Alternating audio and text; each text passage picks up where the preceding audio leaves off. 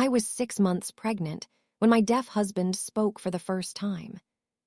Not a whisper, not a mistake. A full sentence. And in that moment, I realized my entire marriage was built on a lie. Because the man I trusted, married, and gave up my career for was never deaf at all. I was 6 months pregnant when my deaf husband spoke for the first time. Not a whisper, not a slip of sound that could be blamed on exhaustion or imagination. A full, steady sentence spoken clearly behind me. I was standing in our kitchen, barefoot on the cold tile, my back aching, one hand resting protectively on my swollen belly. In the other hand, I held a folded note I had just written for him. That was how we communicated: notes, gestures, sign language. Silence wasn't a flaw in our marriage, it was the foundation. "Margaret, I need to tell you something." The paper slid from my fingers and drifted to the floor. For a moment, my mind searched desperately for logic: pregnancy hormones, stress, a sound from the television, anything except the truth. Then he spoke again. And in that instant, everything I believed about my life cracked open. Before I tell you what happened next, you need to understand how I ended up there. How a woman who trusted logic and planning allowed her entire world to be built on silence. Years earlier, I was 32 and living alone in San Francisco. I worked as an architect, spending long days designing homes for families I would never meet. By night, I returned to a small apartment that echoed with quiet. I told myself I loved my independence, and most of the time I did. But independence doesn't stop loneliness from showing up uninvited. Every Sunday, my mother called without fail. The conversation always followed the same path. "Your sister is pregnant again." Another engagement announcement. "You're not getting any younger, Margaret." I brushed it off. I told her my career mattered, that marriage wasn't a deadline I needed to meet. But late at night, staring at the ceiling, I wondered if something was wrong with me for wanting more. That was when my mother mentioned Richard. She described him carefully: successful, well-established, handsome. Then she lowered her voice and told me he was deaf. She explained the accident, the hearing loss, how he'd adapted. She said many women weren't patient enough to deal with that kind of life. To me, it didn't sound like a burden. It sounded like calm. When I met Richard, that calm was immediate. He watched my lips when I spoke. He never interrupted, never rushed to fill silence with meaningless words. When conversation slowed, he pulled out a notepad, and we wrote to each other like teenagers passing secrets in class. For the first time in my adult life, I felt listened to. I started learning sign language for him, first from books, then from night classes after work. I practiced in front of mirrors until my wrists ached. Richard corrected me gently, guiding my hands, smiling when I finally got it right. Every effort I made felt appreciated, almost cherished. His mother adored me. She watched us sign across the dinner table like it was something sacred. My own mother finally stopped worrying. 8 months later, Richard proposed. He wrote the question in the sand at sunset, waves slowly erasing the words as I cried and signed yes over and over. I thought it was intentional, romantic, different from everything I'd seen before. We married quickly, a small ceremony, a sign language interpreter, promises made with hands instead of voices. I believed I had found a partner who valued intention over noise, depth over charm. When I became pregnant, everything shifted. The exhaustion was overwhelming, the commute unbearable. Eventually, I quit my job.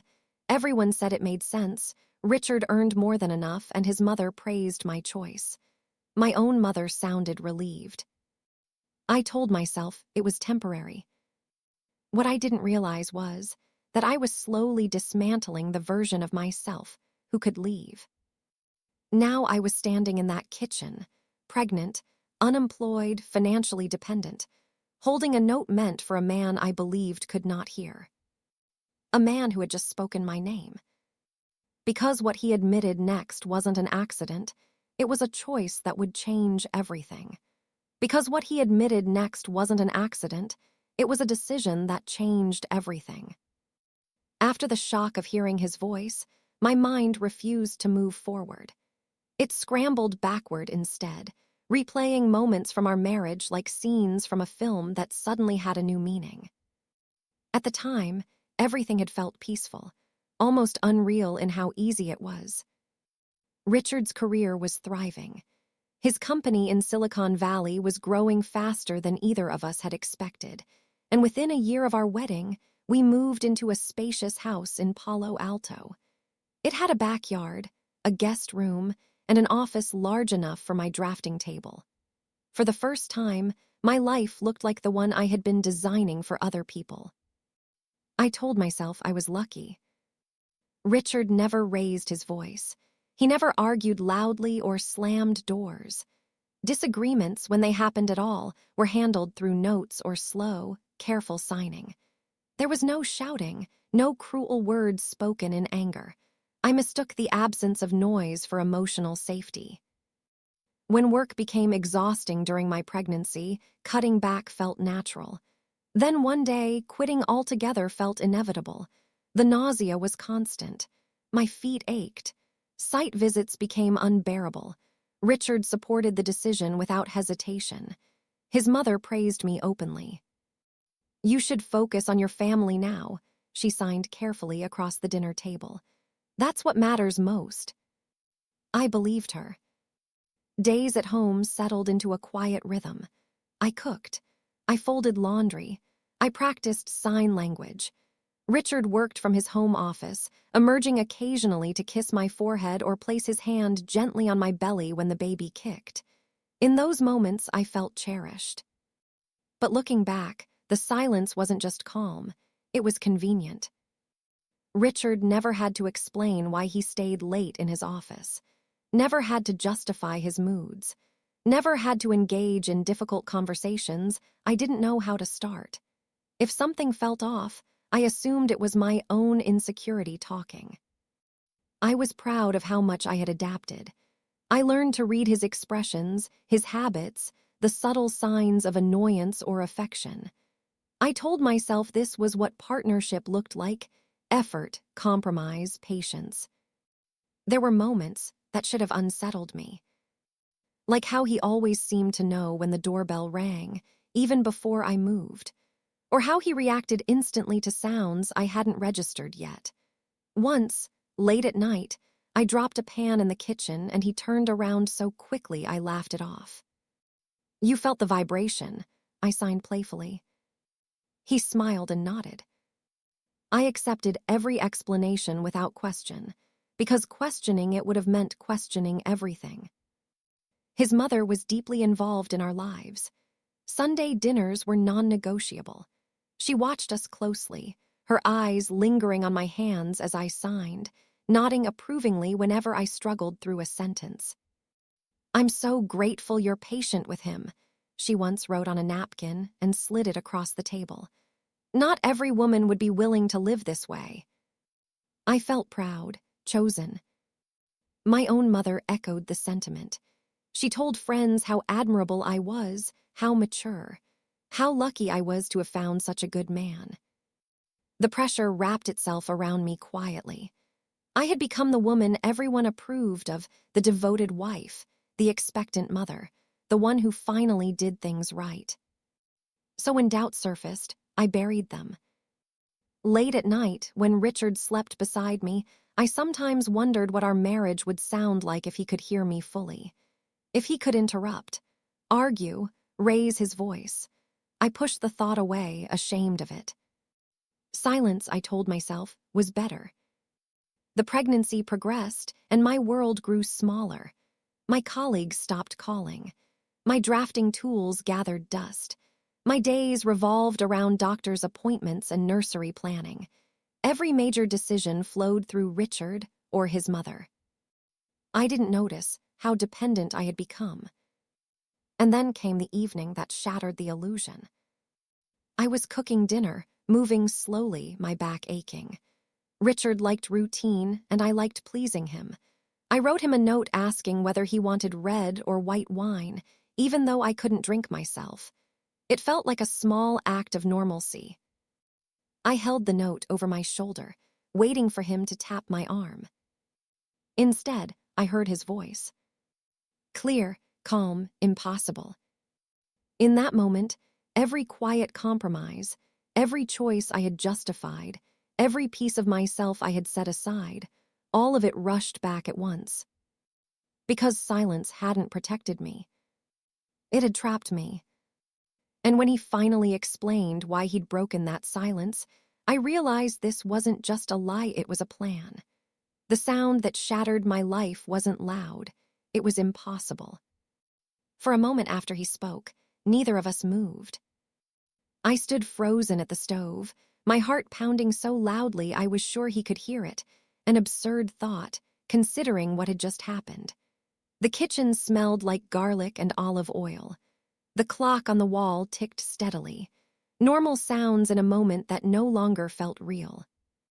Margaret, he said again, slower this time, like he was afraid I might not understand.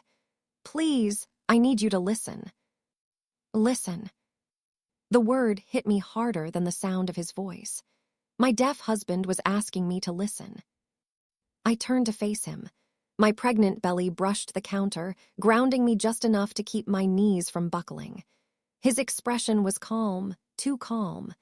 There was no panic, no confusion, none of the fear I felt tearing through my chest. You can talk, I said. My voice came out thin and unfamiliar, like it belonged to someone else. Yes, he answered. Not signed, not written, spoken. How long? I asked. He hesitated, just barely. Always. The room seemed to tilt. I grabbed the edge of the counter, breathing through a sudden wave of nausea that had nothing to do with pregnancy. My mind raced through explanations that made no sense. Partial hearing, medical miracle, some rare condition I'd never heard of. You mean recently? I asked, like something changed. No, he said quietly. Nothing changed. That was when the truth finally landed.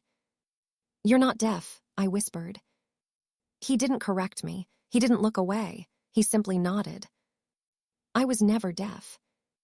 The words felt violent, like they were being pressed into my skin rather than spoken aloud. I stared at him, searching his face for anything familiar, anything reassuring. You lied to me, I said. It wasn't a lie, he replied quickly. Not exactly. Something inside me snapped. Don't, I said, my voice rising. Don't you dare tell me this wasn't a lie. He raised his hands instinctively, palms out, a gesture I had always associated with patience and calm. Now it felt defensive, strategic. Please, he said, let me explain. Explain. 2 years of notes, 2 years of signs, 2 years of silence, and now he wanted to explain. I took a step back, my hands moving automatically to my stomach. The baby kicked sharply, reacting to my sudden tension. You heard everything, I said slowly. Every conversation, every private thought I wrote down, every time I talked about my fears, my doubts, my body. Yes, he admitted, but... And you let me believe you couldn't hear, I continued. You watched me struggle to learn sign language. You watched me change my life for you. He swallowed. I never meant for it to go this far. That's funny, I said bitterly. Because we're married, I'm pregnant. I quit my job. How much farther did you think it would go? He stepped toward me, then stopped when I flinched. It started as a way to protect myself, he said. After my last relationship ended, I needed to know. Know what? I demanded. That someone would stay, he said, even when things were difficult. The words sank in slowly. This was a test, I said. He didn't deny it. My stomach twisted, not with nausea, but with rage. A test I never agreed to. A test I didn't know I was taking. A test that had cost me my independence, my career, and my sense of reality. "And your mother?" I asked. "Does she know?" The pause before he answered told me everything. "Yes." The room felt suddenly too small, too tight. I pressed my hand to my mouth, fighting the urge to scream. "She knew," I said hoarsely. "She watched me, encouraged me, praised me for accepting your disability." "She thought it was for the best," he said weakly. "For who?" I snapped. He had no answer. I laughed then, a sharp, broken sound that didn't feel like laughter at all. "You didn't marry me," I said. "You recruited me." "That's not true," he said quickly. "I love you." The word love sounded different coming from his mouth. Louder, heavier, less believable. "If you loved me," I said, my voice shaking, "you would have given me the choice." Silence filled the kitchen again, but this time it wasn't comforting. It was suffocating. "I need you to leave," I said finally. "Margaret." "Now," I said, "before I say something I can't take back." He stood there for a long moment, as if waiting for permission. Then he grabbed his keys and walked out the door. The sound of it closing echoed through the house. I sank into a chair, my hands trembling, my baby kicking, my mind unraveling. Because my deaf husband hadn't just spoken. He had revealed that my entire marriage was built on deception. But the worst betrayal wasn't the lie itself. It was discovering who helped him keep it alive. But the lie didn't start with him, and it didn't end that night. The house was unbearably quiet after he left. Not the familiar, chosen quiet we had lived in for years, but a hollow silence that rang in my ears. I sat at the kitchen table long after the front door closed, my hands wrapped around my belly, trying to slow my breathing. Every thought arrived tangled with another. A test. That word replayed over and over, stripping the last layer of innocence from every memory I had. I walked through the house as if it belonged to someone else. The framed photos from our wedding, the neat stack of sign language books on the coffee table, notes he had written to me and I had kept because they felt meaningful at the time. Each one now felt like evidence. Had he laughed when I struggled? Had he felt proud watching me give things up so easily? My phone buzzed in my hand. His name lit up the screen. I didn't answer. A message followed almost immediately. "Please don't shut me out. I can explain everything." Explain, that word again. I opened the refrigerator, staring blankly at shelves filled with food I had cooked for a man who never needed the accommodations I thought I was making. My stomach turned. I closed the door and leaned against it, fighting the urge to scream. Another message arrived, this time from his mother. "Margaret, please call me. We need to talk like adults." The room spun. She knew. The realization settled heavily in my chest. All those dinners, all those approving looks, the tears in her eyes at our wedding, thanking me for accepting her disabled son. It hadn't been gratitude, it had been relief. I sank onto the couch and finally let myself cry. Not quietly, not gracefully. I cried the way you do when something fundamental has been ripped away. My sister Catherine arrived within an hour. She didn't ask questions at first. She just sat beside me, rubbed my back, and let me talk in broken sentences. "He's not deaf," I kept saying. "He was never deaf, it was all fake." Catherine's face tightened with disbelief. "Are you sure?" "He spoke," I said, "like it was nothing." The words sounded unreal, even to me. When I finally told her about the test, about his mother's involvement, Catherine stood up abruptly. "That's not a test," she said sharply. "That's manipulation." I nodded, tears streaming down my face. I thought I was choosing this life, but I never had the information I needed to choose anything. That night, after Catherine fell asleep on the couch, I called my mother. She answered cheerfully. Margaret, I was just thinking about you. Did you know? I asked. A pause. Know what, dear? That Richard isn't deaf, I said. That he never was. Silence stretched between us. I knew they were concerned, she said carefully. They wanted to be sure you were serious. The words felt like another betrayal.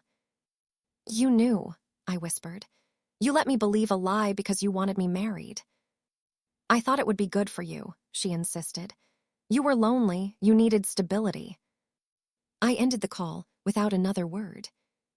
The next few days blurred together. Richard sent messages, letters, apologies, promises. I didn't read most of them. Dorothy showed up at the house once, standing on the porch, asking me to open the door. You're carrying my grandchild, she called out. We need to discuss this rationally. Rational would have been telling me the truth, I said through the door. She left, but the pressure didn't. I couldn't sleep. Every memory replayed itself with a new, uglier meaning. Every decision I had made, quitting my job, isolating myself, trusting them, felt calculated by someone else. I realized something terrifying. The test hadn't ended when I passed it. It had only escalated. They had learned how much I was willing to sacrifice. And now I was 6 months pregnant, unemployed, and legally tied to a man who had built our marriage on deception. For the first time, I asked myself a question I never thought I would. What if love wasn't enough to fix this? What if staying meant losing myself completely? And as the truth kept unraveling, I realized leaving might be just as dangerous as staying. And once the truth came out, I had to decide whether to run or fight. The nights were the worst. During the day, I could distract myself, fold laundry that didn't need folding, reorganize cabinets that were already neat, stare at my phone without answering it. But at night, when the house went dark and quiet, my thoughts had nowhere to hide. I slept alone in our bed, curled around my belly, listening to the familiar sounds of the house that no longer felt safe. Every creak of the floorboards made my chest tighten. Every shadow looked heavier than it should have. This was the house I had dreamed of owning. Now it felt like a trap. Richard kept calling. At first, I ignored every ring. Then the voicemail notifications began to stack up. I didn't listen to them. I couldn't. Hearing his voice again, now that I knew it had always been there, felt unbearable. Instead, I read his text messages. They were long, apologetic, careful. I never wanted to hurt you. Please let me explain everything. We can fix this. Fix. As if what he'd broken was a vase instead of a life. I stopped cooking real meals. I lived on crackers and ginger tea. My doctor warned me about stress, about how it could affect the baby. I nodded and promised I'd try to rest. But how do you rest when your entire sense of reality has collapsed? One afternoon, Catherine insisted I leave the house. She drove me to her place and refused to let me go back alone. You're not thinking clearly, she said gently. You need support. Support, another word that felt different now. At her house, I finally listened to one of Richard's voicemails. His voice sounded tired, smaller than I remembered. I know I don't deserve forgiveness, he said, but I need you to know I love you, I always have. I deleted the message. Love without honesty felt meaningless. The letters came next, handwritten, left in the mailbox like offerings. I didn't open them. I took them straight to the fireplace and watched them burn one by one. Each envelope curled and blackened, taking 2 years of lies with it. Dorothy showed up again. This time, Catherine answered the door. You need to leave, she said firmly. I'm worried about my grandchild, Dorothy replied. Margaret is emotional. She needs guidance. Guidance. I laughed from the hallway, a sharp sound that startled even me. What I needed, I called out, was the truth. Dorothy's voice softened. We did what we thought was best. For him, I said, not for me. After she left, Catherine sat beside me on the couch. You don't have to decide anything right now, she said. You're allowed to be angry. Angry didn't feel strong enough. I felt erased. I had shaped my life around a lie. I had given up my career, my financial independence, my sense of self, because I believed I was supporting a man with a disability. Now I wasn't sure who I had been trying to help. That night, I stood in front of the bathroom mirror and barely recognized the woman staring back at me. She looked older, tired, smaller somehow. I don't know who I am without this marriage, I whispered. The baby kicked in response, sharp and insistent. I know, I said softly, resting my hand on my belly. I'm trying to figure it out. For the first time, I allowed myself to think about leaving, not just the house, but the marriage. Divorce felt like failure, like proof that everyone who had doubted me was right. But staying felt like surrender. I made a decision then, not about Richard, not about forgiveness, but about myself. I scheduled an appointment with a therapist. If I was going to survive this, I needed someone outside the lie to help me untangle the truth. And the first question she asked me changed how I saw my marriage and myself, forever. But healing doesn't start with answers, it starts with unbearable questions. Dr. Patricia Chen's office didn't look like a place where lives fell apart. There were soft chairs, warm lighting, and a faint smell of tea. The walls were lined with books about relationships, trauma, and communication. I sat on the edge of the couch, hands folded tightly in my lap, my belly heavy and round beneath my sweater. She didn't rush me. Tell me what brought you here, she said gently. The words poured out of me like a dam had broken. I told her everything.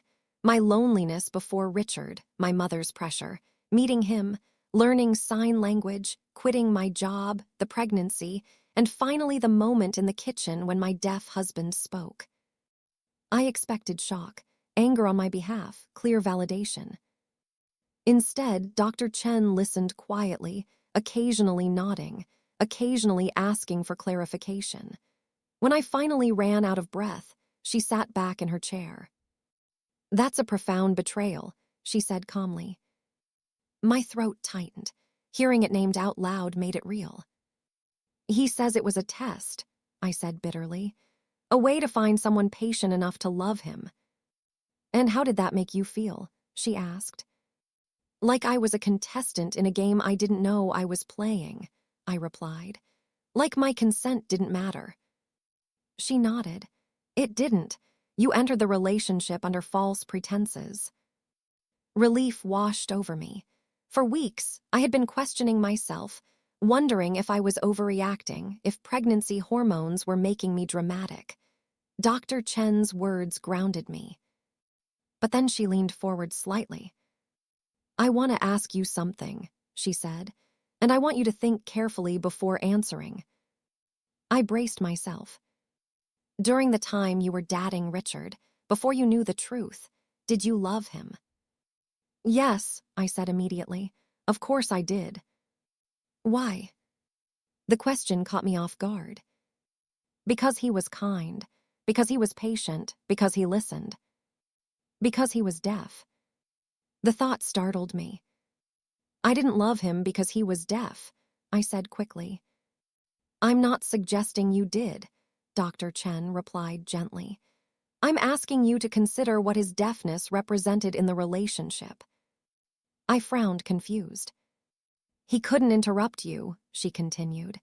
He couldn't talk over you. Communication required intention, slowness, thought. That can feel incredibly safe, especially for someone who has spent years feeling judged or rushed. Her words settled uncomfortably in my chest. I thought about my past relationships, men who talked endlessly, who dismissed my concerns, who made me feel like I had to compete to be heard. Richard's silence had felt like respect. So you're saying I loved the silence, I said quietly.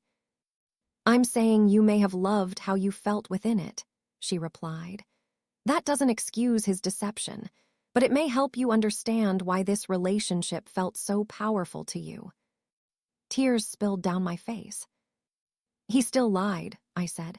He stole my choices. Yes, she agreed, and that matters. She paused before asking the question I had been avoiding. What do you want to do now? I stared at my hands. I was 7 months pregnant, unemployed, financially vulnerable, angry, hurt, exhausted. I don't know if I can ever trust him again, I admitted. That's honest, she said. Trust, once broken, is difficult to rebuild. Not impossible, but it requires accountability, transparency, and time. Time. I placed my hand on my belly as the baby kicked softly. And what if I don't want to rebuild? I asked. That's also valid, she said. Your responsibility is to yourself and your child, not to preserving a marriage built on deception. I left her office feeling lighter and more conflicted than ever. For the first time, someone had separated my love from my obligation. And that distinction terrified me. Because if love wasn't enough to justify staying, then I had a decision to make. And the next step forced me to face him again, this time with nothing left unsaid. And the closer I got to the truth, the less certain I became. Facing Richard again was not part of my plan. I had told myself therapy was about clarity, not reconciliation. About understanding what had been done to me, not fixing what he had broken. But a week after my first session with Dr. Chen, I found myself sitting in her office once more, this time with Richard across the room. He looked different, thinner, older somehow. The confident ease he once carried was gone, replaced by a stiffness that reminded me of a child waiting to be scolded. For a brief, dangerous moment, I felt sorry for him. Dr. Chen set clear rules. Richard would answer any question honestly. He would not interrupt. He would not deflect. And if I asked him to leave, the session would end. I didn't look at him at first. Why? I asked. Not the version you've already told me, the real reason. Richard took a breath. Because I'm a coward. The word stunned me. He went on, speaking carefully. He talked about his discomfort in social situations, how conversation exhausted him, how he felt awkward and dull next to the charismatic men in his industry. Silence, he admitted, gave him cover. Being deaf made people patient with me, he said. It lowered expectations. It made me seem admirable instead of strange. I clenched my hands together. So you used a disability, I said, to make yourself easier to love. Yes, he said quietly. And you used me, I added. He nodded. The honesty didn't soften the blow. It sharpened it. You watched me give up my job, I said. You watched me become dependent on you, and you didn't stop it. I was afraid if you saw the real me, he said, you'd leave. The room felt heavy. That wasn't your choice to make, I said. You took my agency. You decided for me what I could handle. I know, he said, and I'm sorry. Sorry felt inadequate, like a bandage pressed onto something that required surgery. Dr. Chen intervened gently. Richard, do you understand that what you're asking for now isn't forgiveness? It's permission to try again. Yes, he said, and I know I don't deserve it. I finally looked at him. I'm not forgiving you, I said. Not now, maybe not ever. He nodded, accepting it without protest. But I'm also not ready to end this, I continued. I'm pregnant, I'm vulnerable, and whether I like it or not, our lives are connected. His shoulders sagged with relief. Don't misunderstand, I said sharply. This isn't reconciliation, this is survival. We left the session with an agreement, not to repair the marriage, but to coexist. I moved back into the house with conditions. Separate bedrooms, complete transparency, no sign language, no pretending. Richard accepted every rule without argument. Living under the same roof again was harder than being apart. Every sound he made felt intrusive. Every word reminded me of the silence that had deceived me. Yet, something unexpected happened. He didn't push, didn't demand reassurance. When I needed space, he gave it. When I needed help, he showed up without commentary. It didn't erase the damage, but it complicated my anger. 3 weeks later, my daughter was born. The delivery was exhausting and overwhelming. When they placed her on my chest, tiny and warm and perfect, I felt something inside me shift. The world narrowed to her breath, her cry, her weight against my heart. Richard stood in the corner, tears streaming down his face. "Do you want to hold her?" I asked. He nodded, unable to speak. Watching him cradle her, careful, reverent, I saw something real for the first time. Not the constructed silence, not the deception, just a man facing the consequences of his choices. We named her Claire. That night, as I lay awake listening to her breathe, I understood something clearly. Staying didn't mean forgiving. It meant postponing the decision. And that choice, temporary as it was, would change everything that came next. But love, I learned, doesn't heal betrayal overnight, and the hardest part was still ahead. Because love doesn't disappear, it transforms. The weeks after Claire came, home blurred into a rhythm of exhaustion and fragile routines. Newborn life has a way of stripping everything down to essentials. Feedings every few hours, diapers, short stretches of sleep that never felt like enough. In that haze, anger didn't disappear, but it softened at the edges, dulled by necessity. Richard proved himself useful in ways I hadn't expected. He woke up when Claire cried, sometimes before I did. He learned how to hold her just right so she'd settle against his chest. He handled late-night bottle washing and early morning pediatric appointments without complaint. There was no grand speech, no attempt to redeem himself with words. He simply showed up. I didn't thank him. I wasn't ready to. We lived like careful strangers sharing a child. Conversations were practical, brief, and focused on Claire. When emotions surfaced, we handled them in therapy, where boundaries felt safer. Dr. Chen reminded us repeatedly that rebuilding didn't mean restoring what had been lost. "You're not going back," she said once. "You're moving forward into something untested." That distinction mattered. The marriage I thought I had was gone. It had been built on silence and illusion. What remained was something raw and unfinished. Richard began individual therapy. At my insistence, I needed to know he was confronting whatever had allowed him to lie so easily.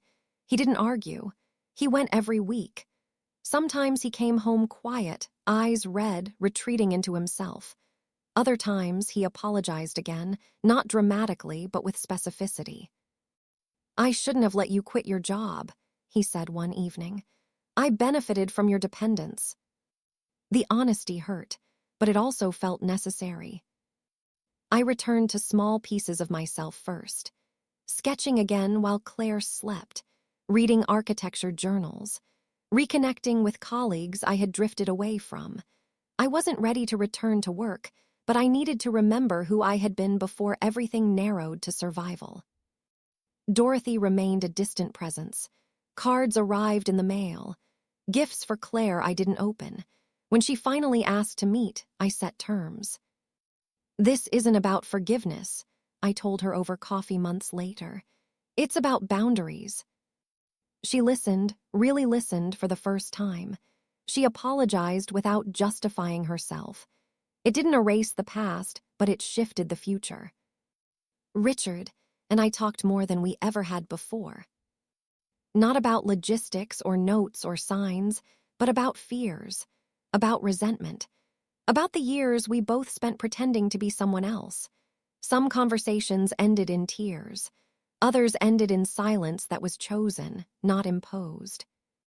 One night, after Claire finally fell asleep, Richard said something that surprised me. "I don't expect you to forgive me," he said. "I just want to be someone you don't have to protect yourself from." I didn't answer right away. Trust doesn't return all at once. It arrives in fragments, inconsistent behavior, in restraint. Months passed. Claire grew. My anger evolved, less explosive, more reflective. I could hold two truths at once now, that Richard had betrayed me deeply and that he was trying, imperfectly, to be better. We renegotiated everything: finances, parenting roles, power. Decisions were discussed out loud, deliberately. Nothing was assumed, nothing was rushed. Sometimes, late at night, I still remembered the kitchen, the note falling to the floor, his voice. But those memories no longer controlled me. We weren't healed, but we were honest. And that honesty, uncomfortable and demanding, became the foundation of something new. Not love as I once imagined it, but something sturdier, something earned. Still, rebuilding didn't erase the past, and the question of forgiveness was waiting for its moment. But forgiveness isn't the same as forgetting. Forgiveness didn't arrive all at once. It didn't come with a clear moment, a dramatic apology, or a sudden rush of relief. Instead, it crept in slowly, unevenly, often when I wasn't paying attention. And sometimes, on harder days, it didn't show up at all. Life moved forward, whether I was ready or not. Claire grew from a fragile newborn into a curious toddler. Her laughter filled the house in a way silence never had. I returned to work part-time, easing back into architecture with projects that reminded me why I had loved it in the first place. I reclaimed pieces of myself that had been set aside, not out of resentment, but out of necessity. Richard remained consistent. Not perfect, not redeemed, but present. He kept going to therapy. He respected boundaries without pushing against them. When old habits surfaced, defensiveness, avoidance, he named them instead of hiding behind them. That mattered more than any promise. We talked often about the past, not obsessively, but honestly. There were nights I needed to revisit it, to ask the same questions again, to hear the same answers until they settled differently in my chest. Richard never told me to move on. He never asked me to forget. That, more than anything, softened something inside me. Dorothy stayed at arm's length. Our relationship never became warm, but it became clear. She respected my boundaries because she had learned the cost of ignoring them. My mother was harder. The disappointment I felt toward her lingered, quiet but persistent. We remained civil, but the trust between us never fully recovered. 3 years after Claire was born, I found myself pregnant again. The fear surprised me, not fear of motherhood, but fear of repeating history, of giving too much, of losing myself again. This time, the conversations were different. We talked openly about expectations, responsibilities, and limits. When our son was born, we named him James. Watching Richard with both children, steady, attentive, unafraid to admit when he was overwhelmed, I saw a version of him that had never existed before. Years passed. Claire went to school. James learned to ride a bike. I built a career I was proud of, one that coexisted with motherhood instead of replacing it. Our marriage didn't resemble the quiet fantasy I once believed in, but it was real. On our 10th anniversary, we renewed our vows. No interpreter, no symbolism, just words. "I promise to never lie to you again," Richard said, "even when the truth makes me look small." "I promise to keep choosing honesty," I said, "even when it's uncomfortable." It wasn't romantic in the way stories often are, but it was intentional. And intention, I had learned, mattered more than performance. Now, decades later, I'm older, wiser, less certain in some ways, more grounded in others. Some mornings I still remember that kitchen, the note, the sound of his voice breaking through a life built on silence. I wonder who I would have been if I'd left. The thought doesn't haunt me the way it once did, because I understand something now that I didn't then. Love isn't proven by what we endure in silence. It's proven by what we're willing to confront out loud. Richard and I are still here, still imperfect, still choosing each other, not because the past was forgiven easily, but because it was faced honestly. Was staying the right decision? I don't know, but it was mine. And that makes all the difference. Sometimes the question is whether forgiveness was deserved, but whether choosing to stay changed who we became. Some love stories don't begin with honesty, but survive because of it.